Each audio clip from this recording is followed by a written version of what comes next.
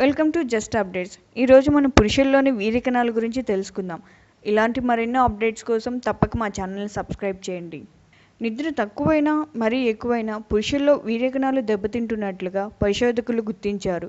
పరిశోధనలో భాగంగా 981 మంది పురుషులను పరిశీలించారు. చైనాకు చెందిన పరిశోధకులు చేపట్టిన ఈ అధ్యయనంలో కొంతమంది 6 గంటల సేపు అంతకంటే తక్కువసేపు, మరికొంతమందిని 7 గంటలు నుండి 8 గంటలు, మరికొంతమంది 9 గంటలు అంతకంటే ఎక్కువసేపు నిద్రపోవాలని సూచించారు. ఆ తర్వాత వారి వీర్యకణాలు సంఖ్యను, ఆకారాన్ని పరిశీలించారు. 7 నుండి 8 గంటల పాటు నిద్రపోయిన పురుషుల్లో వీర్యకణాల సంఖ్య బాగా ఉన్నట్లుగా తెలిసింది. 6 గంటల కన్నా తక్కువ, 9 గంటల కన్నా ఎక్కువ నిద్రపోయిన వారి వీర్యకణాల సంఖ్య బాగా పడిపోవడం గమనించారు. ఆలస్యంగా నిద్రపోవడం, తక్కువ విశ్రాంతి తీసుకోవడం వలన ఆరోగ్యానికి హానికరం. దీనివలన ఆరోగ్యకరమైన వీర్యకణాలను దెబ్బతీసే ప్రోటీన్ స్థాయిలు చాలా ఎక్కువగా ఉంటాయి.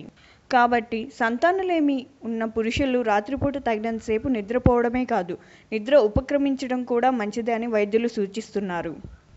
రాత్రి 8 నుండి 10 గంటల సమయంలో నిద్రపోయిన పురుషుల్లో వీర్యకణాలు ఆరోగ్యంగానే కాదు, చురుకుగా ఉన్నట్లుగా కూడా తెలిసింది.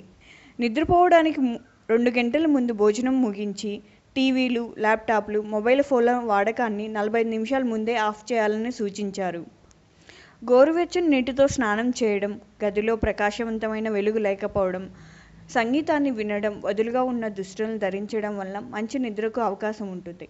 ఇలాంటి మరెన్నో అప్డేట్స్ కోసం తప్పక మా ఛానల్ని సబ్స్క్రైబ్ చేయండి. Thank you.